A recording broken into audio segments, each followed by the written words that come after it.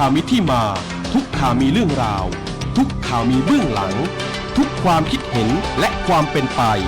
ติดตามได้ในรายการเก็บข่าวมาคุยทุกวันจันทร์ถึงศุกร์ทางสวทแพร่ FM 91 เมกะเฮิรตซ์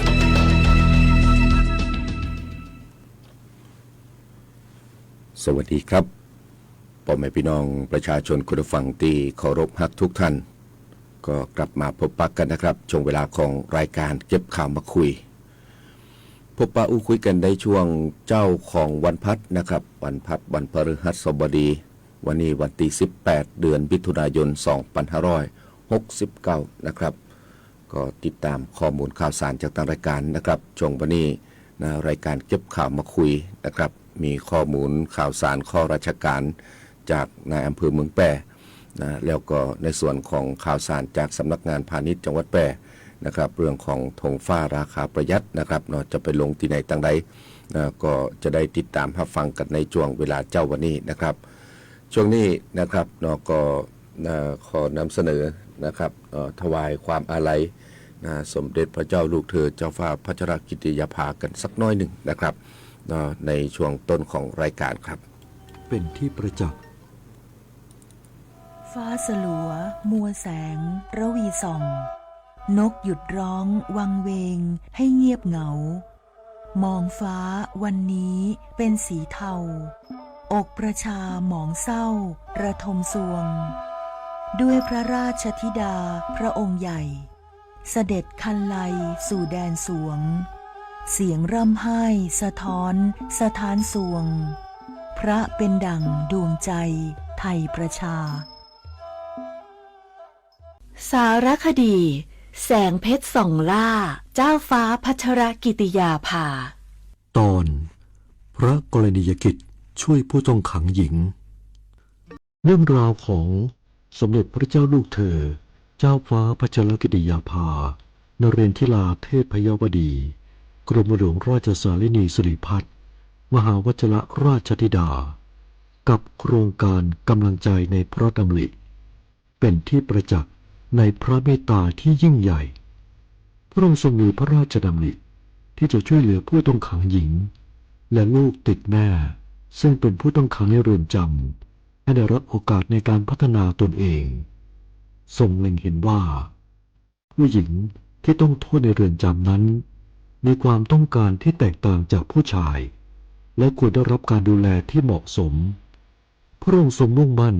ที่จะพัฒนาคุณภาพชีวิตของผู้ต้องขังหญิงให้ได้รับการฝึกอาชีพได้เรียนรู้ทักษะใหม่ๆเพื่อให้พวกเขาสามารถกลับคืนสู่สังคมได้อย่างมีศักดิ์ศรีโดยไม่ถูกตีตราหรือถูกเลือกปฏิบัติทรงเริ่มโครงการต่างๆเช่นการฝึกอาชีพเสริมการจัดอบรมด้านจิตวิทยาและการให้ความรู้ด้านการเลี้ยงดูบุตรซึ่งเป็นการช่วยแก้ปัญหาจากต้นเหตุด้วยความช่วยเหลือและโอกาสที่พระองค์ทรงมอบให้ทำให้ผู้ต้องขังหญิงหลายคนได้กลับตัวเป็นคนดีมีอาชีพสุจริตและกลับมาใช้ชีวิตในสังคมได้อย่างปกติสุขโครงการนี้จึงเป็นสัญลักษณ์ของความเมตตาและโอกาสที่ส่งมอบให้แก่ผู้ที่ทำผิดพลาดไปแล้วแต่ยังคงมีความหวังที่จะกลับมาทำสิ่งดีๆเพื่อตัวเองและสังคมโครงการกำลังใจในพระดำริคือน้ำพระทัยอันยิ่งใหญ่ที่สมเด็จพระเจ้าลูกเธอเจ้าฟ้าพัชรกิติยาภานเรนทิราเทพพยวดีกรมหลวงราชสารินีสิริพัฒน์มหาวชิรราชธิดาพระราชทานแก่ผู้ต้องขังหญิงขอให้แสงแห่งความเมตตานี้สถิตอยู่ในความทรงจำของประสบกนิกรไทยตลอดไป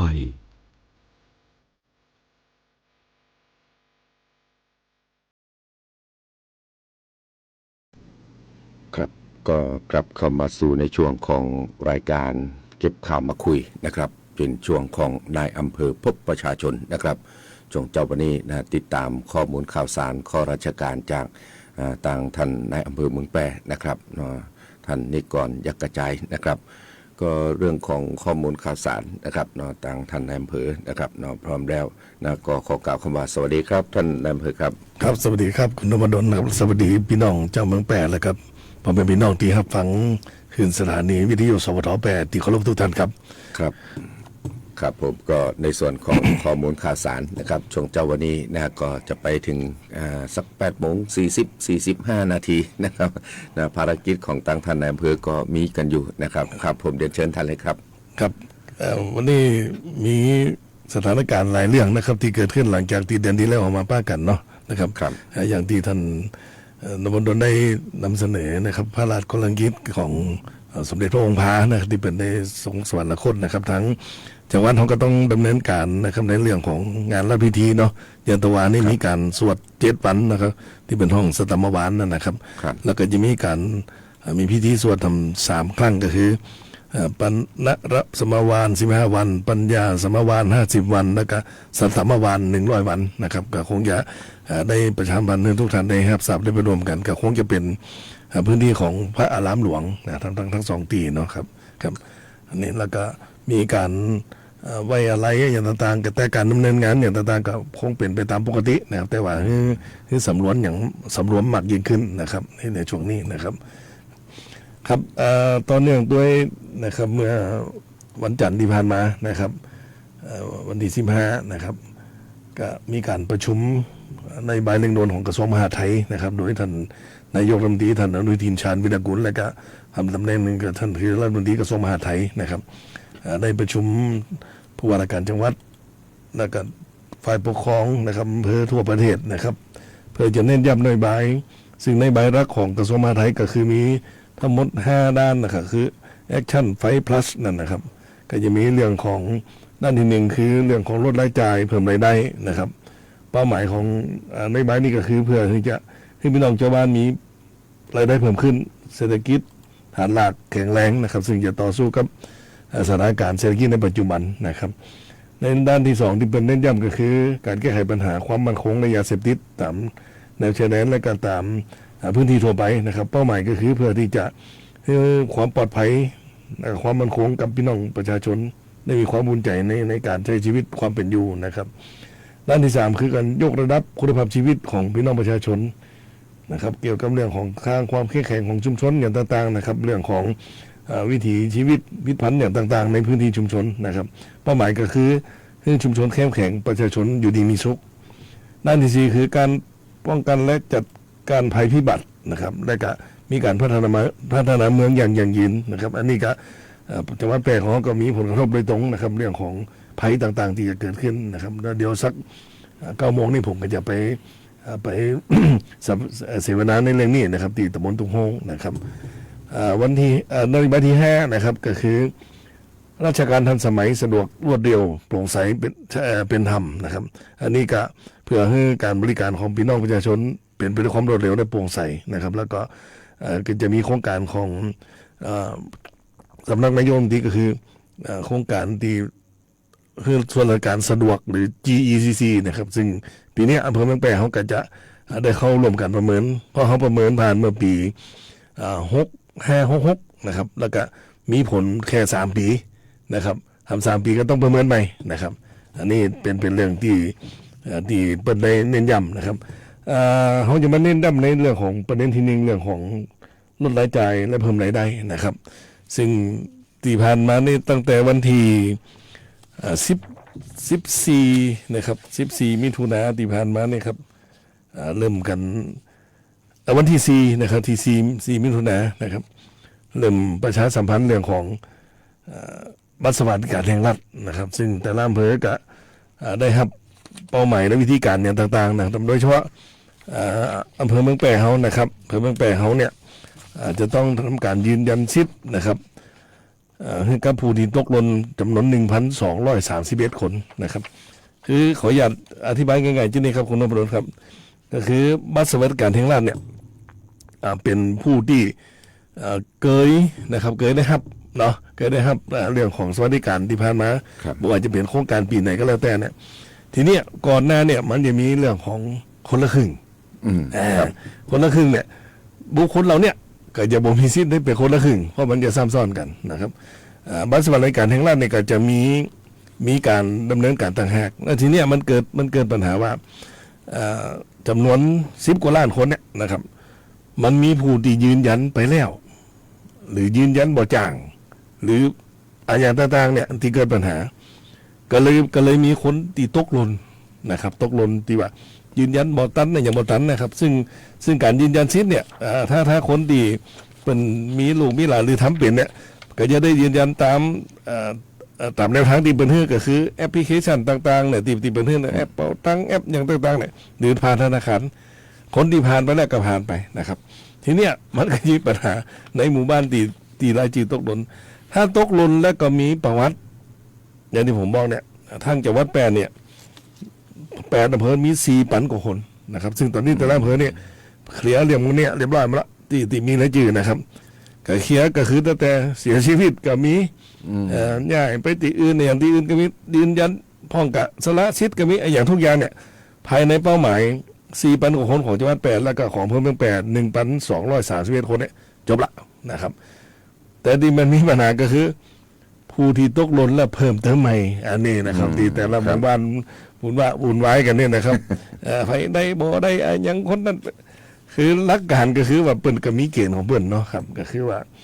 โดยเป็นเรื่องเกณฑ์จบทก็ได้เกณฑ์รายได้เกณฑ์อย่างที่เป็นกำลังจะแก้ไขกันเนี่ยนะพองใจแม่ใจป่อไปใจสิทธิ์ลดหย่อนภาษีก็บ่ได้อย่างต่างๆเนี่ยเรื่องพวกนี้เป็นเรื่องของนโยบายทางส่วนกลางนะครับทางอำเภอหรือทางหมู่บ้านการอภิบาลที่ทำหน้าที่ไปเนี่ยเขาเป็นผู้ที่ไปตรวจสอบเบื้องต้นนะครับแล้วก็มีการลงทะเบียนมีการช่วยเหลืออย่างต่างๆเนี่ยเพื่อจะรวบรวมข้อมูลทั้งหมดมาเนี่ยเอามาพิจารณาตามความเหมาะสมนะครับแต่ส่วนใหญ่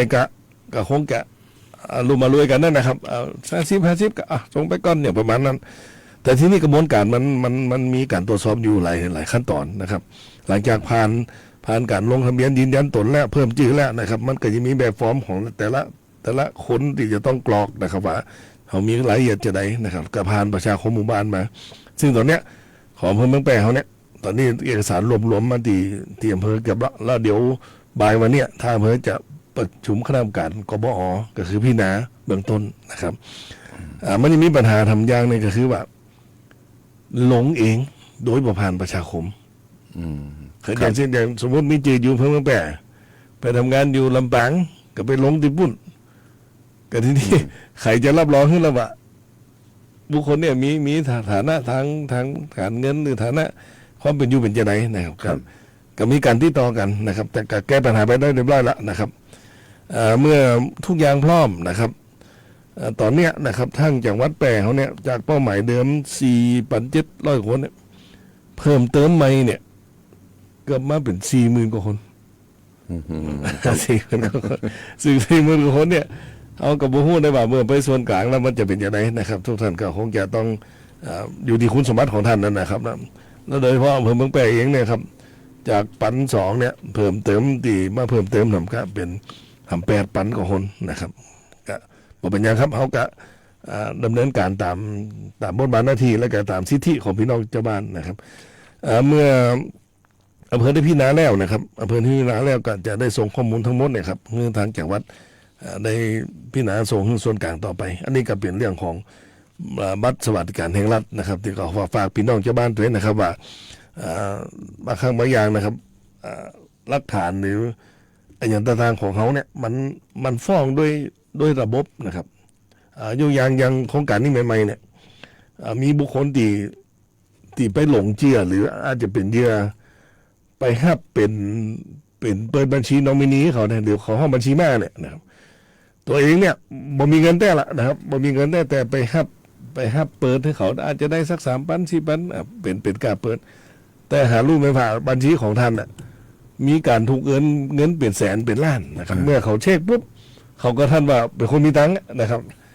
อันนี้นี่ก็คือเป็นอย่างหนึ่งที่อยากให้เขาบ่ได้บัตรสวัสดิการนะครับครับผมในกรณีนี้เนี่ยนะผมหันแหมยังก็คือว่าจากที่ว่าเป็นกรรมกรเนาะเป็นลูกน้องเปิ้นเนี่ยเป็นลูกน้องเปิ้นแล้วก็นายจ้างเนี่ยนะเอาคือตัวเก่าเนี่ยเปิดบัญชีนะครับแล้วก็ที่นี่เนี่ยเงินหับเหมาอ่ะมันมาเข้าอย่างนั้นนะ นะครับเนาะกลายเป็นว่าเงินในนั้นเป็นแสนนะครับเนาะแล้วก็ตัวเก่านี่บ่ฮู้เรื่องนะครับเนาะเปิ้นเอาไปเปิดให้เปิ้นเนี่ยได้สตางค์ฮู้300 500ฮู้นะครับมาลุ้นไปมาบ่ได้สิทธิ์เปิ้น แล้วก็ไปเถียงเขาไม่ได้นะเพราะเขาบัญชีตัวเก่านะครับว่าจะชี้แจงอย่างกันนี่หลายอย่างแล้วก็มันก็มีหลายประเด็นครับเงื่อนไขที่เปิ้นตั้งไว้นะครับเรื่องของรายได้เกินบ่เกินมีเกณฑ์จปทมีเกณฑ์ภาษีอย่างที่ผมว่าซึ่งปัญหาพวกเนี้ยทางสงการเปิ้นก็เข้าใจละนะครับว่าเปิ้นก็อยากให้ช่วยเหลือให้ตรงตัวนะครับแต่บางครั้งไอ้หลักฐานที่มันไปโพโดยที่ว่ามันเถียงเปิ้นบ่ได้เนี่ยก็มันก็ต้องพิจารณาเป็นครั้งๆไปว่าตัวเฮาเนี่ยไปสมัครใจแต่กออย่างแต่กอนะครับ ครับ อันนี้ก็เป็น อาจจะมีการพิจารณาแหมรอบบ่ฮู้นะ แต่เป็นยังครับเขาก็สามารถที่จะส่งรายชื่อคือเป็นพิจารณาไปแล้วนะครับ ครับผม ครับเพราะหลังจากนี้เขาก็จะได้ส่งขึ้นทางจากวัดพิจารณาซึ่งเกณฑ์ที่ส่งขึ้นทางส่วนกลางคือภายในวันที่21นี้นะครับแต่ว่าขอเพิ่มแปลจะประชุมวันนี้แหละครับเพื่อจะช่วยเหลือพี่น้องชาวบ้านในเรื่องของการได้รับบัตรสวัสดิการแห่งรัฐนะครับ ครับผม อันนี้ก็เป็นเด่นที่หนึ่งเนาะครับ คนตีสมมติว่าคนตีเป็นลูกเอาไปลดหย่อนภาษีนี่ก็คงจะต้อง ขึ้นไปตั้งแนมกำนะต่อไปก็คงลูกจะเอาไปลดหย่อนกับบ่ได้แล้วนะ อันนี้ก็คิดพิจารณาแก้ไขปัญหากันต่อไปครับผม ครับต่อไปเป็นเรื่องของนโยบายที่สองนะครับเรื่องของความมั่นคงและยาเสพติดนะครับซึ่งโดยเฉพาะท่านผู้ว่าการจังหวัดแปรเขานะครับเพิ่นได้ทำโครงการนะครับเร่งด่วนก็คือช่วงก่อนจะถึงวันที่26 มิถุนายนซึ่งเป็นวันยาเสพติดโลกเนี่ยนะครับวันต่อต้านยาเสพติดโลกเนี่ยเปิดได้มีปฏิบัติการนะครับในการป้องกันแก้ไขปัญหายาเสพติดอย่างเข้มข้นนะครับคุณผู้ชมจะเห็นว่าตามการรายงานนะครับตามข่าวแต่ละอำเภอก็ค้นหานะครับค้นหาผู้ที่จะเกี่ยวข้องกับยาเสพติดทั้งหลายนะครับโดยเฉพาะอำเภอเมืองแปรเขาเองเนี่ยนะครับตามเป้าหมายที่เขามีเนี่ยทั้งผู้เสพทั้งผู้อย่างเนี่ยเขาก็ได้ดำเนินตามเป้าหมายที่กำหนดไว้แล้วนะครับ100 กว่าคนเนี่ยนะครับเราเข้าดำเนินการรีเอ็กซเรย์ดำเนินการอย่างต่างๆนะครับแม้แต่นโยบายที่ผ่านมาที่ปิดห้องประชุมตรวจปัสสาวะกับนักที่บ้านนะครับซึ่งเขาก็ดำเนินการมาแล้วซึ่งอำเภอเมืองแปรเขาก็ปลอดภัยหมดนะครับทางผู้นำทั้งหลายนะครับแล้วก็ที่นี่เนี่ยเรื่องของในหมู่บ้านเนี่ยมันก็ยังมีปัญหาเรื่องหลังเกี่ยวกับเรื่องของผู้ที่เสพแล้วก็จนเป็นผู้ที่เป็นจิตเวชนะครับซึ่งหลายๆหมู่บ้านนี่ก็มีปัญหานะครับเพราะนั้นอยากฝากพี่น้องชาวบ้านว่าถ้าในหมู่บ้านเขามีบุคคลแล้วเนี่ยนะครับต้องชี้ชัดหรือว่าต้องพึงระวังไว้เลยนะครับเพราะว่าจะขึ้นมาได้โมโหนะครับจะขึ้นมาได้โมโหนะครับว่าเป็นจะเครียดอาจจะยังจะได้โมโหนะเพราะนั้นวิธีการเขาก็คือเขาจะได้ประสานกับทางเจ้าที่ตำรวจกับฝ่ายปกครองเนี่ยเข้าไปดำเนินการก่อนที่มันจะเกิดเหตุแล้วก็จะนำเข้ามาในเรื่องของระบบบำบัดแล้วก็เป็นจิตเวชนะครับแต่ยังว่านะคนหมู่นี้มันก้ำกึ่งนะครับพอมาหาหมอเฮกะกลายเป็นคนลอกไปยะนะครับโอ้โหเรื่องเงี้ยแต่พอกลับไปบ้านก็เหมือนเดิมนะครับอันนี้เนี่ยคือเป็นสิ่งที่ปลายเหตุที่มันเกิดขึ้นแล้วทำให้ความเดือดร้อนนะสำหรับผู้ที่เสพผู้ที่ฆ่าทั่วไปเนี่ยเขามีมาตรการดำเนินการตามกฎหมายอยู่แล้วนะครับในเรื่องนี้ก็โดยเฉพาะอำเภอเมืองแปรเขาเนี่ยที่ผ่านมาเขาก็ได้เข้าไปในเป้าหมายในพื้นที่หลายๆพื้นที่นะครับได้ทั้งตัวยาได้ทั้งผู้เสพอย่างต่างๆนะครับก็เขาก็จะมีการดำเนินการอยู่ตลอดนะครับโดยทางหาข่าวโดยทางเบาะแสแล้วโดยที่เข้าไปดำเนินการนะครับตามที่พี่น้องชาวบ้านได้แจ้งข้อมูลมานะครับ ครับผมอันนี้ก็เกี่ยวกับเรื่องของการแนวทางการแก้ไขปัญหายาเสพติดนะครับบางครั้งบางทีเนี่ยมันก็เป็นกิจกรรมเดิมที่เขาเนี่ยกันแต่นะครับเนาะผู้เสพผู้ฆ่าเนี่ยทำไมต้องเพิ่มขึ้นนี่แน่นะครับเนาะก็ทางภาคราชการเขาก็พยายามที่จะแก้ไขปัญหากันส่วนที่ว่ามันจะยากขึ้นดีก็คือความร่วมไม้ร่วมมือจากพ่อแม่พี่น้องนะครับช่วยกันเป็นหูเป็นตาน้อยหนึ่งนะครับเนาะของหู้เบาะแสอย่างก็แจ้งกันนะครับเนาะแม้กระทั่งว่าคนที่บอกเคยเสพเนี่ยกลับมาเสพมีคนเสพเพิ่มอีกเนี่ยนะเป็นลูกเป็นหลานเขาเนี่ยจะได้นะเตือนกับบ่ได้แล้วกับนี่นะครับเนาะถ้าว่าจะแจ้งไปก็กลัวเปิ้นมาจับมายับเอานี่นะถ้าเขาบ่ช่วยกันแก้ไขปัญหาตรงนี้เนี่ยนะครับก็จะเป็นเรื่องลำบากในอนาคตนะครับผมอันนี้ก็ฝากกับผมพี่น้องประชาชนกันตัวนี้นะครับเนาะจะไปกลัวนะครับเรื่องของการแก้ไขปัญหานะครับผมเดี๋ยวเชิญท่านครับครับต่อไปเรื่องของนโยบายที่3นะครับที่ทางอำเภอเมืองแพร่เขาได้ดำเนินการนะก็คือเรื่องของการยกคุณภาพยก ระดับคุณภาพชีวิตนะซึ่งเป็นการสร้างความเข้มแข็งของชุมชนนะครับโดยเฉพาะเรื่องของโครงการพระราชดำรินะครับซึ่งอำเภอเมืองแปรเขาเนี่ยเป้าหมายที่โครงการพระราชดำริที่เกิดขึ้นก็คือที่ตำบลสนเขื่อนนะครับก็คืออ่างเก็บน้ำแม่แขมนะครับซึ่งกำลังดำเนินการอยู่แล้วก็ทั้งท่านองคมนตรีนะครับเพิ่นก็ได้ลงมาพื้นที่เป็นประจำทุกปีนะครับเพื่อจะมาติดตามโครงการนั้นเนื่องมาจากพระราชดำรินะครับเพราะฉะนั้นในพื้นที่ของตำบลสนเขื่อนเนี่ยเขาจะเป็นพื้นที่พิเศษน้อยหนึ่งนะครับโดยได้ทำแผนนะครับหรือของห้องดิวันแผนนะครับของตั้งแต่หมู่บ้านตั้งแต่ของเทศบาลตำบลสนเขื่อนของอำเภอของจังหวัดเนี่ยเพื่อที่จะตอบโจทย์โครงการพระราชดำริได้นะครับโครงการพระราชดำริยกตัวอย่างที่ทางอำเภอเมืองแปรเขาเอาที่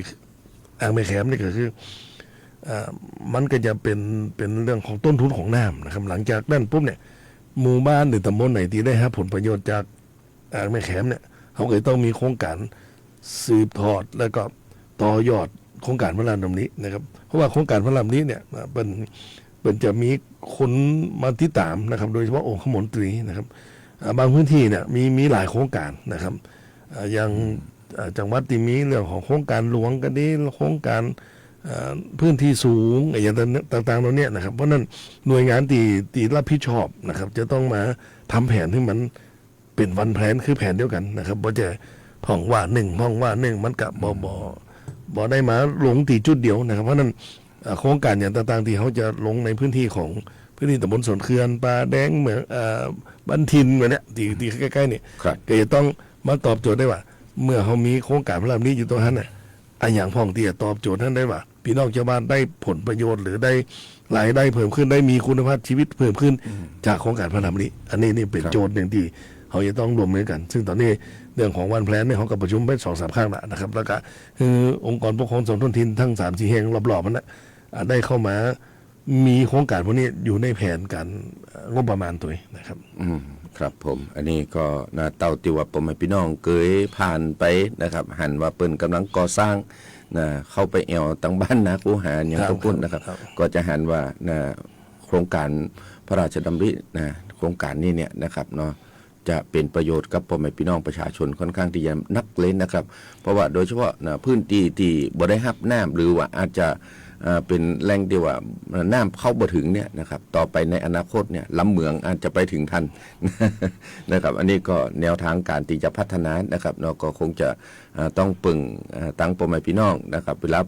ผู้ใหญ่บ้านอย่างเปิดประชุมก็ถ้าเสนอได้ก็เสนอก่อนนะครับเนาะมีความคิดอย่างตีมันดีๆก็เอาขึ้นมาก่อนนะเพื่อที่ว่าตั้งอำเภอกะหรือว่าจังหวัดนะครับเปิ้นจะได้ออกไปพอพื้นที่นะครับลงพื้นที่นะก็จะได้ถ้าพัฒนาได้ก็จะได้ตั้งแผนกันนะครับนะตั้งแผนกันต่อไปนะครับครับผมเรียนเชิญท่านครับครับต่อไปเรื่องของนโยบายทีซีนะครับเรื่องของการป้องกันและการบรรเทาสาธารณภัยนะครับอันนี้ก็เป็นเรื่องที่ใกล้ตัวและก็เป็นเรื่องที่เกิดขึ้นได้ทุกครั้งทุกเหตุการณ์ทุกวันเวลานะครับบ่ว่าจะเป็นภัยอย่างต่างๆซึ่งภัยบางภัยเนี่ยเขาก็บ่ฮู้มันจะเกิดมาได้อย่างแผ่นดินไหวอย่างนี้นะครับอันนี้เขาก็ต้องมีการเตรียมพร้อมนะครับเพราะว่าเมื่อเกิดเหตุทุกครั้งนะครับบ่ว่าจะเป็นภัยอย่างกันมันต้องวุ่นวายครับดึงหลังแม้แต่บ่ต้องอย่างแค่ไฟไหม้นะครับคุณตำรวจรถน้ำก็จะเข้าอันนี้กองนั่นคนก็จะพอกันอย่างนี้เป็นต้นนะครับเพราะนั้นเขาก็ต้องมีการซ่อมมีการวางแผนอย่างน้อยมันเป็นไปตามแผนสักกึ่งกันอย่างดีนะครับโดยเฉพาะเหตุไฟไหม้เหตุอย่างต่างๆในการช่วยเหลือคนเจ็บคนอย่างนี้เขาจะต้องมีลำดับในการช่วยเหลือนะครับอันใดที่มันบ่ได้ก็คือบ่ได้อันใดที่มันควรจะอย่างสำคัญกว่าก็อันบางห้องแบกมาองค์บางห้องแบกอย่างสินทรัพย์สินที่สำคัญที่บ่ได้ออกมาอย่างนี้เป็นต้นนะครับเพราะนั้นการป้องกันและการหู้ถึงภัยต่างๆเนี่ยเขาก็ต้องเป็นเรื่องที่จำเป็นและที่ต้องของห้องอย่างรักษาอันแรกเป็นบอกเอาชีวิตไว้ก่อนอันที่สองถือเป็นทรัพย์สินแล้วก็เป็นสัตว์เลี้ยงเป็นอย่างต่างๆนะแต่บางคนเนี่ยบ่ได้เรียงความสำคัญนะครับบางก็ไปห่วงแต่อย่างบางคนแล้วก็ย่าฮือตัวเก่าได้ครับบาดเจ็บได้ครับการเสียชีวิตนะครับเพราะนั้นเดี๋ยวก็จะมีการประชุมแล้วก็มีการซักซ้อมนะครับโดยเฉพาะ ทั้งสำนักงานป้องกันบรรเทาสาธารณภัยเนี่ยก็จะได้มีแผนลงไปในแต่ละพื้นที่นะซึ่งผมในพื้นที่อำเภอเมืองแปรเนี่ยผมก็ไปได้ร่วมหลายเวทีนะครับวันนี้ก็จะไปที่ตรงห้องทำนะครับเพราะนั้นเรื่องพวกเนี้ยนะครับมันจะต้องมีสิ่งที่มันชัดเจนนะครับยกอย่างน้ำท่วมหรือเกินเหตุแผ่นดินไหวเนี่ยคนเขาจะไปอยู่ไหนนะครับพวกมันใดต้องไปอยู่วัดพวกมันเหนือต้องไปโรงเรียนเนี่ยบอกคือเมื่อเกิดเหตุด้วยบอกต้องพะวงเลยต้องปั๊บหูเลยอย่างนี้เป็นต้นนะครับแล้วก็สิ่งที่ต้องเตรียมมีอย่างนะครับอย่างเนี้ยเขาเกิดได้คือความหูแล้วก็คือทุกคนได้ตื่นตระหนกได้ว่าเมื่อเกิดเหตุปุ๊บจะต้องแยกอย่าง1 2 3นะครับเพื่อที่จะลดความเสียหายและการลดการได้รับบาดเจ็บและเสียชีวิตได้นะครับอันนี้ก็เป็นเรื่องสำคัญทำเรื่องหนึ่งที่ทางอำเภอและก็ทางหน่วยงานที่เกี่ยวข้องโดยเฉพาะทางท้องถิ่นนะครับซึ่งเป็นผู้อำนวยการบัญชาการในแต่ละตำบลเนี่ยจะต้องเข้าใจแล้วก็ชี้แจงให้พี่น้องเข้าใจด้วยครับครับผมในส่วนนี้เนี่ยนะครับเราก็ท้องถิ่นนะครับเราก็คงจะต้องมีส่วนร่วมกันค่อนข้างที่จะนักอยู่นะครับโดยเฉพาะตรอกซอยต่างๆนะการที่จะซื้อรถดับเพลิงมา จะเข้าซอยนี้ได้ก่อยนะครับอันนี้ก็ต้องคิดกันน้อยหนึ่งบอกว่าถ้ามันเกิดปัญหาขึ้นนะครับเนาะถ้ามันเกิดปัญหาขึ้นเกิดอัคคีภัยอย่างขึ้นเนี่ยนะครับเนาะสามารถที่จะเข้าไปดับเพลิงได้ก็นะสายยางจะต้องเตรียมไว้ก่อนถ้าเข้าบ่ได้จะต้องเตรียมสายยางเหาต่อไปให้มันได้ก็นะอันนี้ก็ต้องคิดพิจารณากันหรือถ้าบ้านก็ต้องมีของห้องหัวแดงเนาะรถบ่ได้มีบ้านปลาหัวแดงกันอย่างนี้เอาสายไปต่อได้อย่างนี้เป็นต้นนะเพื่อแก้ไขมันครับผมอันนี้ก็เป็นการเตรียมความพร้อมนะครับแห่งด้านหนึ่งครับผมข้อที่5ครับผมครับประเด็นสุดท้ายก็คือเรื่องของการปรับปรุงและก็พัฒนาหน่วยงานที่ให้บริการของพี่น้องชาวบ้านนะครับเพื่อจะเป็นการบริการรวดเร็วและสะดวกนะครับซึ่งโครงการนะครับ GECC เนี่ยครับก็คือเรื่องของการบริหารอำนวยความสะดวกให้พี่น้องประชาชนเนี่ยนะครับก็เป็นเรื่องสำคัญนะครับเวลาเขาไปติดต่อราชการนะครับโดยเฉพาะอย่างยิ่งนะครับอำเภอเมืองแปะเขาเนี่ยนะครับเวลาเขาไปติดต่อบอกว่าจะเป็นที่ดินมรดกอย่างต่างๆเนี่ยส่วนใหญ่ที่จะเกิดปัญหากันก็คือเรื่องของจี้ของบรรพบุรุษทั้งหลายป่อใหญ่แม่ใหญ่สมัยนั้นตายมาได้อย่างนั้นเนี่ยนะครับจะต้องมาค้นหาและยืนยันกันนะครับแล้วก็มันก็จะมีประเด็นอยู่ของประเด็นหนึ่งก็คือที่ทุกคนก็จะบอกใครเข้าใจหรือว่าต้องตั้งคำถามละนะครับอำเภอเมืองแปรมันก็จะมีอยู่กรรมหนึ่งก็คือว่าตอนปี38น้ำมันท่วมแล้วก็เอกสารที่มันเป็นเปเปอร์ทั้งหลายเนี่ยที่เป็นกระดาษทั้งหลายนั้นมันบ่มีจะยืนยันนะแต่มันก็จะมีบางส่วนที่เขาเอาเข้าระบบไว้ตันนะครับถ้าเข้าระบบไว้ตันนี่บ่มีปัญหาครับอยู่ในระบบแต่ไอ้ที่มันยังบ่แล้วเนี่ยมันชอบบ่ปะเนี่ยอันเนี้ยก็จะเกิดปัญหากันแต่เขาก็พยายามที่จะสอบพยานอย่างต่างๆที่จะให้อำนวยความสะดวกกับพี่น้องชาวบ้านนะครับก็อยากจะประชาสัมพันธ์กับพี่น้องที่จะมาที่ต่อเรื่องแบบเนี้ยจื่อหายเมื่อ30 ปี40 ปีที่แล้วเนี่ยท่านพยายามหลีกเลี่ยงมาที่ต่อหน่วยงานราชการในเจ้าวันแรกของสัปดาห์อย่างเจ้าวันจันทร์ก็อย่างเช่นเนี่ยคือเจ้าวันจันทร์เนี่ยทุกคนจะต้องมีสิ่งที่ต้องจำเป็นอย่างเช่นพ่องเก่าจะมาออกวันไปตายพอตายวันเสาร์วันอาทิตย์พ่องก็ยันนั่นยันนี่เนี่ยบางครั้งเนี่ยคิวมันหนักนะครับพอคิวมันหนักปุ๊บเนี่ยคนที่จะมาที่ตอนเรื่องพวกนี้ก็จะยุ่งเรื่องพวกนี้ทำเจ้าหน้าที่ก็ต้องไปค้นไปอย่าง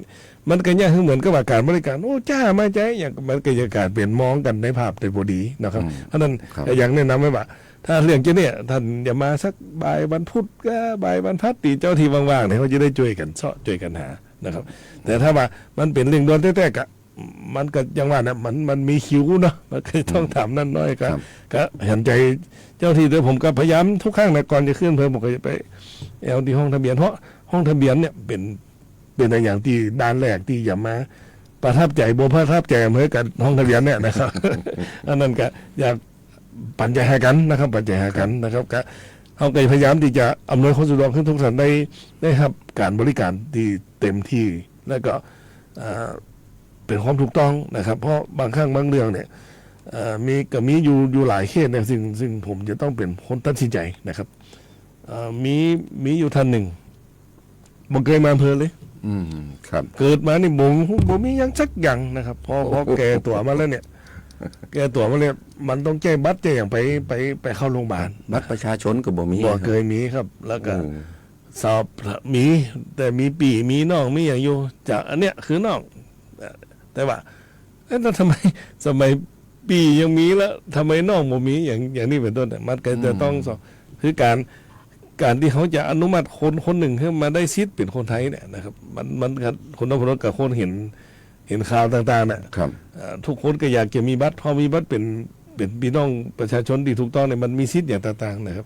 มันก็เลยมีการเรื่องของทุจริตเพราะนั้นเรื่องพวกนี้เขาไม่ได้บอกว่าท่านทุจริตแต่ว่าสร้างความมั่นใจว่าคือคนดีเซนอนุมัติว่าคนนี้เป็นคนไทยแท้หนาเนี่ยมั่นใจขึ้นมาน้อยหนึ่งก็ต้องมีการสอบมีการหรือบางครั้งจะต้องถึงขั้นตัวดีนี้ก็ต้องดำเนินการนะเพราะนั้นเรื่องพวกนี้นะครับเขาควรจะมาเปลี่ยนเขาอย่างมาให้ข้อมูลแล้วก็เนี่ยคือมันเกิดความมั่นใจนะครับแต่ถ้าว่าเป็นเรื่องของคนสัญชาติอื่นอย่างอื่นเนี่ยอันนั้นเขามีมาตรการอยู่แล้วนะครับแต่ว่าถ้าเป็นคนไทยแท้ๆเนี่ยใจเขาก็อยากจะช่วยนะครับว่าในเคสนี้อายุสักแต่คือนี่ครับ60 ปลายแล้ว60 ปลายโอ้โหกำลังอย่าป่วยคือตัวมาอย่าป่วยเขาคนเดียวเขาที่ซื้อยากินเองอย่างนี้นะครับเนาะก็อยู่กันมาได้เนาะโอ้โหนะปีมีน้องบ่มีนี่ครับแล้วผมก็ยังแค่สมัยนี้ยังมีมันก็ยังมีอยู่นะครับยังมีอยู่เพราะนั้นก็เขาก็พยายามจะช่วยเหลือนะครับแต่ว่าหน่วยงานอื่นๆก็อยากช่วยยังพูดอย่างนี้ก็อยากจะให้เงินผู้สูงอายุกับบ่มีบัตรทำอย่างพอหมออยากจะเอาอย่างมาให้กับบ่มีบัตรทำนะครับเพราะนั้นจะจุดที่เริ่มต้นคือต้องมีบัตรทีนี้จะมีบัตรพิสูจน์กันที่อำเภอต้องพิสูจน์กันนะครับบอกพี่ครับทุกอย่างเขาสามารถที่จะช่วยเหลือถ้าเป็นพี่น้องคนเมืองแปดแต่คนไทยแต่เนี่ยผมพร้อมที่จะช่วยเหลือทุกกรณีครับผมครับผมนะฮะอันนี้ก็เป็นข้อมูลข่าวสารข้อราชการนะครับนอกจากทางท่านนายอำเภอเมืองแปดนะครับเนาะซึ่งก็เรื่องของการลดรายจ่ายนะครับเนาะอันนี้แหละนะครับการนำนโยบายลงสู่การปฏิบัตินะครับเนาะเป็นนโยบายของรัฐบาลนะครับเนาะซึ่งก็ต่างมหาไทยสายมหาไทยก็ลงมาหาผู้ว่าก็ลงไปหาท่านนายอำเภอก็ลงไปหากำนันผู้ใหญ่บ้านนะครับเนาะแพทย์ประจำตำบลอย่างต่างๆเนี่ยประชุมพร้อมกันแต่ละหมู่บ้านแต่ละอำเภอนะครับเนาะก็แนวทางการปฏิบัติซึ่งก็ต้องในการนี้ก็ขอบคุณทีมงานฝ่ายปกครองของอำเภอเมืองแปดด้วยครับแต่กำนันผู้ใหญ่บ้านแพทย์ผู้ช่วยวันมากับห้องกันมาแก้ไขข้อมูลกัน 2-3 วันที่บนอำเภอกะรุ่งเรืองไปด้วยดีนะครับการนี้ก็เป็นทำส่วนหนึ่งที่ทั้งฝ่ายปกครองก็ได้ช่วยพี่น้องชาวบ้านครับครับผมเจ้าวันนี้นะครับช่วงแรกของรายการเก็บข่าวมาคุยนะครับช่วงของนายอำเภอพบประชาชนเดี๋ยวจะมีช่วงนึงข่าวสารจากสำนักงานพาณิชย์จังหวัดแปดนะครับเจ้าวันนี้ผมนพดลทองประภัยก็ขอบพระคุณกับต่างท่านนิกรจักรจายนะครับนายอำเภอเมืองแปดไว้ในการนี้เป็นอย่างสูงนะครับที่ท่านให้เกียรติเดินทางเข้ามาร่วมรายการนะครับเนาะข่าวหน้าจะมีข้อราชการอย่างแหมก็รอคิวของต่างอำเภอเมืองแปดครับผมขอบพระคุณครับท่านครับสวัสดีครับสวัสดีครับปัจจุบันการเคลื่อนย้ายแรงงานระหว่างประเทศของไทยเริ่มเปลี่ยนแปลงโดยเฉพาะอย่างยิ่งการเคลื่อนย้ายแรงงานจากประเทศเพื่อนบ้านได้แก่เมียนมาลาวและเวียดนามโครงสร้างของประชากรที่เปลี่ยนแปลงไปสู่สังคมสูงอายุจึงมีความจำเป็นที่ต้องนำแรงงานต่างด้าวมาทดแทนกำลังแรงงานไทยที่ยังไม่เพียงพอในหลายกิจการสำนักงานจัดหางานจังหวัดแพร่เป็นหน่วยงานหลักที่ให้บริการจัดหางานแก่ประชาชนทุกกลุ่มเป้าหมายรวมถึงการควบคุมการทำงานของคนต่างด้าวซึ่งปัจจุบันได้นำระบบ e-work permit เข้ามาอำนวยความสะดวกในการให้บริการแก่นายจ้างสถานประกอบการและแรงงานต่างด้าวในกระบวนการการรับคำขอการแจ้งการทำงานของคนต่างด้าวและการผลิตใบอนุญาตการทำงานทั้งนี้สามารถรับชมวิดีทัศน์การให้บริการผ่านระบบ e-work permit ได้ที่เพจ Facebook สำนักงานจัดหางานจังหวัดแพร่หรือสอบถามรายละเอียดเพิ่มเติมผ่านแอปพลิเคชัน LINE Official S435DEAQA หมายเลขโทรศัพท์ 0545117721 หรือ 0545118807 และสายด่วนกรมการจัดหางาน 1506 กด 2 สำนักงานจัดหางานจังหวัดแพร่มุ่งให้นายจ้างและแรงงานต่างด้าวได้รับการคุ้มครองตามกฎหมายอย่างเป็นธรรม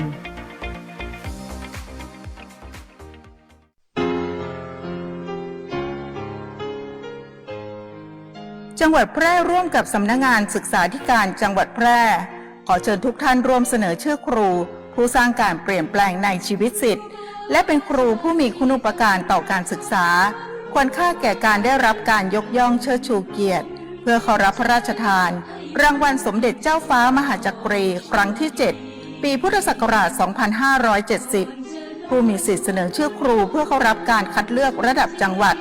1. สถานศึกษาขั้นพื้นฐานโดยความเห็นชอบของคณะกรรมการสถานศึกษา 2. สมาคม มูลนิธิ และองค์กรที่มีฐานะเป็นนิติบุคคลและมีภารกิจส่งเสริมการเรียนรู้ 3. ลูกศิษย์ที่เป็นศิษย์เก่าจำนวน1 คนซึ่งมีอายุไม่น้อยกว่า 20 ปี 4. คณาจารย์ในระดับอุดมศึกษารวมกันไม่น้อยกว่า 3 คน เสนอชื่อและส่งเอกสารได้ตั้งแต่บัดนี้เป็นต้นไปจนถึงวันที่ 30 มิถุนายน 2569 สอบถามรายละเอียดเพิ่มเติมได้ที่ www.pmca.or.th หรือศูนย์ประสานงานรางวัลสมเด็จเจ้าฟ้ามหาจักรีสำนักงานศึกษาธิการจังหวัดแพร่ครุสภาจังหวัดแพร่เลขที่ 168 หมู่ 2 ตำบลป่าแมดอำเภอเมืองแพร่จังหวัดแพร่หมายเลขโทรศัพท์ 054-520-807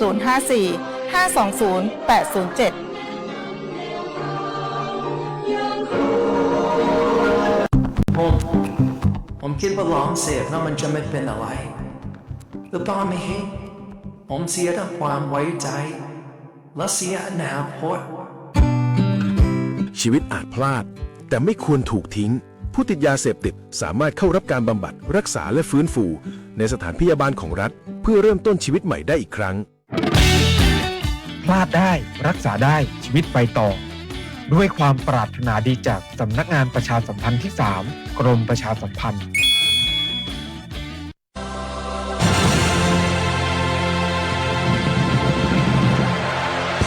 รับรู้ข้อมูลข่าวสารการขับเคลื่อนนโยบายของรัฐบาลเพื่อนำไปสู่การปฏิบัติโดยบูรณาการการทำงานของหน่วยงานภาครัฐเอกชนองค์กรปกครองส่วนท้องถิ่นและประชาชนของทั้ง 8 อำเภอในจังหวัดแพร่ติดตามได้ในรายการเก็บข่าวมาคุยทุกเช้าวันจันทร์ถึงพฤหัสบดีดำเนินรายการโดยนพดลทองประภัยทางสถานีวิทยุกระจายเสียงแห่งประเทศไทยจังหวัดแพร่ FM 91 เมกะเฮิรตซ์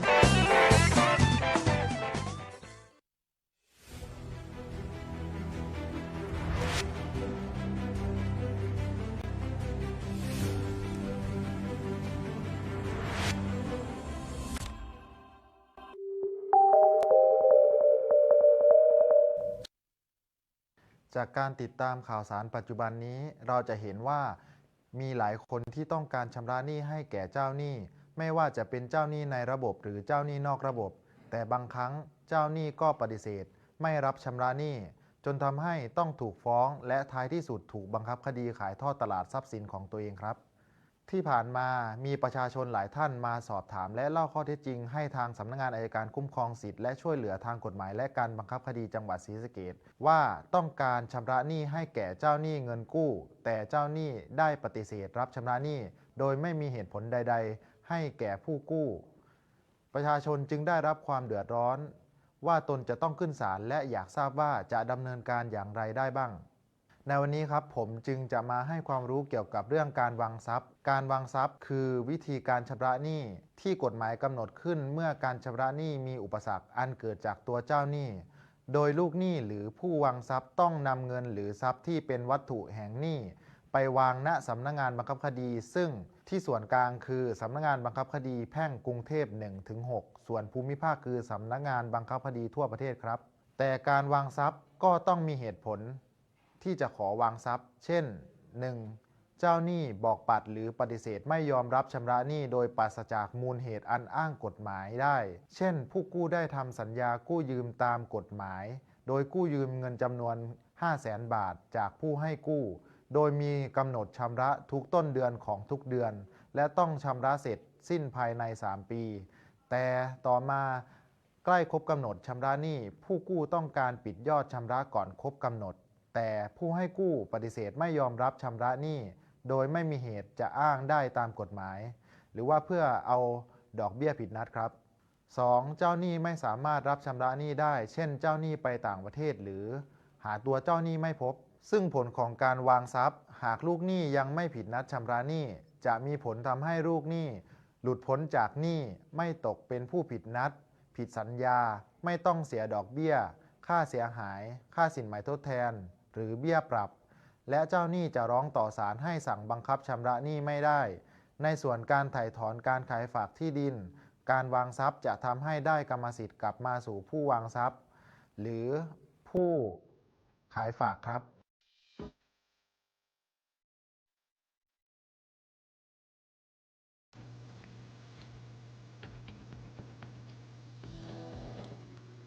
ครับก็เป็นเรื่องของปัญหา ในด้านกฎหมายนะครับเกี่ยวกับเรื่องของการชำระหนี้แต่เจ้าหนี้นะบ่อยากจะฮับเตือนะครับความตั้งใจก็คืออยากจะให้ลูกหนี้เนี่ยนะครับผิดนัดนะก็คือดอกเบี้ยนะเปิดห้องอย่างดอกเบี้ยผิดนัดอีกตะกี้นี่ นะครับถ้าอย่างใดเนี่ยพ่อแม่พี่น้องมีปัญหาเรื่องนี้นะครับเนาะก็คงจะต้องไปตีสำนักงานอัยการนะครับจังหวัดทุกจังหวัดก็แล้วกันนะครับครับช่วงนี้นะช่วงใต้ของรายการเก็บข่าวมาคุยแล้วนะครับเนาะเป็นข้อมูลข่าวสารนะครับไทยช่วยไทยลดค่าครองชีพนะครับเนาะเจ้าวันนี้นะครับเกียรติจากคุณธนัญญากุณาลาศนะครับผู้ดำเนินการจัดกิจกรรมธงฟ้าชุมชนธงฟ้าสู่ชุมชนนะครับนะอันนี้ก็จะมีรายละเอียดกันเป็นจะได้จะจัดกันที่ไหนตั้งได้พ่องนะครับก็ไปอู้คุยกันครับผมสวัสดีครับคุณธนัญญาครับสวัสดีเจ้าสวัสดีครับเจ้าเดือนนี้ก็มาพบกันแหมรอบแล้วนะเจ้า ครับผมวันนี้ก็จะขออนุญาตนะเจ้าประชาสัมพันธ์เกี่ยวกับงานธงฟ้าสู่ชุมชนจังหวัดแปรนะเจ้าในรอบของเดือนนี้เนาะเจ้าเขาก็จัดกันตีศาลาประชาคมที่ว่าการอำเภอหนองมวงไข่นะเจ้าในรอบนี้นะเจ้าจัดกิจกรรมนี้ถึง3วันกันเลยนะเจ้าตั้งแต่วันที่22มิถุนาไปจนถึงวันที่24มิถุนานะเจ้า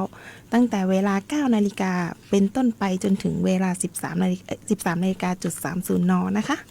งานนี้นะเจ้าก็ได้รับความร่วมมือจากทางสำนักงานพาณิชย์จังหวัดนะเจ้าเป็นคนจัดให้เนาะในการจัดกิจกรรมในวันนี้นะเจ้าเขาก็จะมีทั้งสินค้าอุปโภคบริโภคหลากหลายรายการนะเจ้าเพื่อที่จะเอาไปให้พ่อแม่พี่น้องประชาชนชาวหนองมวงไข่นะเจ้าหรือว่าบริเวณอำเภอเมืองตีอยู่พื้นที่ใกล้เคียงกับหนองมวงไข่สามารถไปซื้อสินค้าได้ในราคาถูกนะเจ้าอย่างตีบอกเลยเจ้าว่าเป็นกิจกรรมธงฟ้าสู่ชุมชนจังหวัดแพร่นะคะตรงนี้สินค้าที่เรานำมาลดราคานะเจ้าลดถึง 20-40% กันเลยเป็นสินค้าจำเป็นที่เราต้องใจในครัวเรือนของทุกๆวันนะคะทั้งอุปโภคบริโภคนะเจ้าลักๆเลยก็จะเป็นพวกไข่ไก่น้ำมันพืชอย่างนี้นะเจ้าข้าวสารนะเจ้าน้ำตาลบะหมี่กึ่งสำเร็จรูปปลากระป๋องก็ง่ายๆเหมือนเป็นอาหารหลักในช่วงยุคตีข้าวอย่างมาแพงต้องประหยัดกันเลยทีเดียวนะเจ้าก็ดังนี้นะเจ้าขอนำเสนอในส่วนของน้ำมันพืชนะคะเขาก็นำมาลดเยอะเหมือนกันนะเจ้าทั้งน้ำมันถั่วเหลืองเองแล้วก็น้ำมันปาล์มนะเจ้าจากปกติราคาท้องตลาดเนี่ยก็จะอยู่ในราคาดี50 บาทจนถึง60 บาทได้เนาะเจ้าบางพื้นที่เนาะแต่นี่เขาก็นำมาลดราคาเหลือแค่42แล้วก็40 บาทในส่วนของน้ำมันปาล์มนะเจ้าส่วนไข่ไก่เนี่ยเขาก็ลดราคาไปเหลืออยู่ตีแผงละ80 บาทกันเลยนะเจ้าในงานกิจกรรมวันนี้นะเจ้าและยังมีในส่วนของเป็นพวกแบบที่เขาต้องใจเป็นสินค้าเขาเรียกว่าสินค้าอุปโภคนะเจ้าก็จะเป็นพวกน้ำยาล้างจานพวกผงซักฟอกอย่างแบบนี้ค่ะที่เขาต้องได้ใจกันในทุกวันนะเจ้าเขาก็ยังนำมาลดราคากันอยู่นะเจ้าและก็กิจกรรมนี้นะเจ้ายังมีสินค้าในส่วนของชุมชนนะเจ้าตีนำมาจัดกิจกรรมตัวสามารถเข้าไปร่วมดูกิจกรรมได้นะเจ้ากับพ่อแม่พี่น้องเจ้าทางบ้านหนองมวงไข่นะคะตรงนี้ก็อยากจะประชาสัมพันธ์ไว้เนาะเจ้าเพราะว่าสินค้าที่เขานำไปเนี่ยค่อนข้างที่มากเลยทีเดียวนะเจ้าหลากหลายมากที่เรานำไปลดราคากันนะเจ้าแล้วก็งานในวันนี้ แล้วก็งานของเขานะเจ้าจัดกันตั้งแต่เริ่มกันตั้งแต่เช้านะคะแล้วก็ยังมีที่ว่าทั้งท่านนายอำเภอนะเจ้าก็ยังเป็นเกียรติเป็นประธานในการเปิดงานในครั้งนี้ตัวนะเจ้าในการจัดกิจกรรมช่วงนี้ก็ยังตีบอกนะเจ้าเศรษฐกิจก็ค่อนข้างที่จะฟืดเนาะแล้วก็ภาระค่าใช้จ่ายช่วงนี้ก็ยังบางบ้านนะคะก็ยังมีประวัติในส่วนของเป็นช่วงของการเปิดเทอมแล้วก็ช่วงที่จะเข้าสู่ฤดูการทำนาก็เป็นช่วงที่ต้องจ่ายเงินเยอะ ค่อนข้างที่จะต้องประหยัดกันนะเจ้าทางพาณิชย์เปิ้นก็ได้เล็งเห็นว่าจะช่วยกันลดค่าของชีพในช่วงนี้ยังไงเขาจะเยียวยาประชาชนได้จะได้เปิ้นก็เลยนำกิจกรรมธงฟ้าพวกนี้นะเจ้าขึ้นมาแหมรอบมาจัดหมุนเวียนกันไปอย่างเดือนนี้ก็จะจัดที่อำเภอหนองบัวไค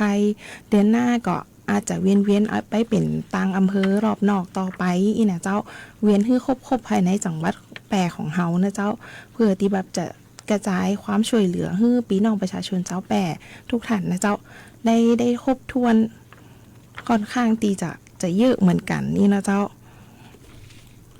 ครับผมอันนี้จะจัดกันนี่คือวันที่22 23 24ใช่เจ้ามิถุนายนก็คือในวันจันทร์หน้าเนี่ยนะครับใช่เจ้าวันจันทร์หน้านี่นะเวลา9 โมงถึงบ่ายโมงครึ่งใช่เจ้านะครับนะอันนี้เป็นห่วงเวลาที่มีการจัดจำหน่ายนะครับเนาะก็ไปกันที่ศาลาประชาคมนะครับตีว่าการอำเภอหนองบัวไคนะครับเนาะไปอยู่ฮั่นเหมือนใจ3 วันกัน3 วันเจ้าเพราะว่าอำเภออื่นๆนี่มีก็ครับกำหนดมีเจ้าภายในเดือนหน้าก็จะมีถ้าจำไม่ผิดน่าจะเป็นส่วนของอำเภอรองนะเจ้าที่เขาจะมีการไปกันนะครับเจ้าผมแต่เขาก็จะออกไปทุกอำเภอใช่เจ้าครับผมนะอันนี้ก็นะครับเนาะเดี๋ยวอย่างไรเนี่ยจะขอกำหนดการนะเพื่อจะได้แจ้งให้กับพ่อแม่พี่น้องได้รับรู้กันนะว่าอำเภอนั่นไปวันไหนนะครับเนาะไปที่ไหนต่างใดเนี่ยนะก็คงจะได้ไปกันแบบทั่วถึงน้อยหนึ่งนะครับเนาะถึงแม้ว่าจะอยู่ศูนย์กลางจะอยู่กันที่อำเภอเนาะนะครับเนาะอย่างน้อยก็ตำบลใกล้เคียงนะครับเนาะอำเภอที่ไกลๆนี่ก็ยังหนองบัวไคนี่อยู่ติดกับอำเภอบางตำบลอันนี้ข้ามมาได้เนาะข้ามมาได้อยู่เจ้ายังอำเภอล่องกวางบางตำบลก็จะใกล้ๆกันท่านก็ยังมาได้นะเจ้าครับผมนะก็มาซื้อมาหานะครับเนาะรวมสินค้าอุปโภคบริโภคนะครับอันนี้ก็สามารถที่จะแยกกันได้นะครับส่วนวันนี้เนี่ยนะครับเนาะวันนี้นี่ไปกันที่อำเภอร่องกวางนี่กันนะครับเนาะเป็นโครงการอย่างนี้ผมก็จำไม่ได้แต่ว่าเป็นธงฟ้าเคลื่อนที่เจ้าตีไปอำเภอร่องกวางในวันนี้นะเจ้าครับผมอันนี้ก็เป็นตามกำหนดการนะครับเริ่มกันเวลา9 โมงเหมือนกันนะครับเนาะพี่น้องต่างร่องกวางนะตั้งหนองบัวไคไปตั้งปุ้นก็สามารถไปได้นะครับเนาะผมก็เอาภาพขึ้นมานี่แล้วนะครับเนาะจะได้ก็ขอให้ผมพี่น้องไปกันที่เทศบาลนะครับเนาะเทศบาลตำบลร่องกวางนะครับเนาะได้ประชาสัมพันธ์กันไปตะวากำหนึ่งนะครับเนาะก็ส่วนวันที่22 23 24ก็ไปกันที่หนองบัวไคนะครับเนาะนะในเดือนหน้าว่ากันใหม่เนาะเจ้า ครับผมในส่วนของโครงการเนี่ยนะครับไทยช่วยไทยลดค่าของชีพเนี่ยนะครับเนาะเพิ่นก็มีความตั้งใจนะครับเนาะที่จะช่วยเหลือกับพ่อแม่พี่น้องประชาชนนะครับเนาะจ่ายเหมือนกันนะปกติเขาก็จะจ่ายหนักกว่าเก่ายังใครนี่ยังใครนี่เมื่อก่อนนี่ถ้าว่าตามท้องตลาดแต่เนี่ยแพงสักกี่บาทเนี่ยถ้าเป็นเบอร์3ก็ราคาอยู่ประมาณ113บ่เกิน120นะเจ้าครับอันนี้ก็เป็นการราคาดีขึ้นลงตามท้องตลาดเหมือนกันใจเจ้าแต่อันนี้ก็นำมาลดเยอะเลยนะคะเหลือ80 บาท อันนี้เบอร์เดียวกันครับใจเจ้าเป็นเบอร์3หมดเลยเจ้าครับผมนะก็เป็นข้อมูลดีนะครับนะเป็นประโยชน์กับพ่อแม่พี่น้องประชาชนนะครับเหลือเวลาสัก2 นาทีครับนะมีอย่างตีจับช่วยประชาสัมพันธ์นะคือกับพ่อแม่พี่น้องประชาชนครับผมเดินเชิญนะครับเจ้าก็คืออยากจะขอฝากพ่อแม่พี่น้องชาวอำเภอหนองบัวไคนะเจ้าแล้วก็บริเวณใกล้เคียงอำเภอหนองบัวไคนะเจ้าอยากให้มารวมกิจกรรมนี้เยอะๆนะคะเพราะว่าตรงนี้นะเจ้าสินค้าที่เราไปนำไปลดรายการไปนำไปจัดรายการลดราคาเนี่ยเจ้าคือมีมากกว่าถึง50 รายการเลยนะเจ้าแล้วสินค้านี่นำไปบ่ได้น้อยเลยนะเจ้าอยากให้พ่อแม่พี่น้องเนี่ยเจ้าได้สินค้าที่มีคุณภาพดีและราคาเป็นกันเองจริงๆเจ้าราคาถูกกว่าท้องตลาดแน่นอนก็อยากจะช่วยลดภาระค่าของชีพของพี่น้องประชาชนจากเมืองแปรคือได้หนักที่สุดนะเจ้าในช่วงนี้เนาะเจ้าก็เข้าใจกันอยู่ครับผมนะปอกก้าไม่ขายกันนะบดีซื้อไปแล้วไปขึ้นราคาทำไง ยังข้าวหอมมะลิเนาะนะราคาทั่วไปนี่143อ่ะนะราคาธงฟ้านี่110 บาทนะครับเนาะน้ำตาลทรายนี่29เหลือ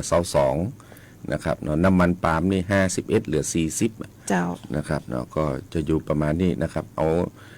ยังไข่ไก่เบอร์3นี่ร้อยกับ67เหลือ80ก็ลดไป20 บาทเหมือนกันนะครับ ใจเจ้า นะพ่อแม่พี่น้องลอง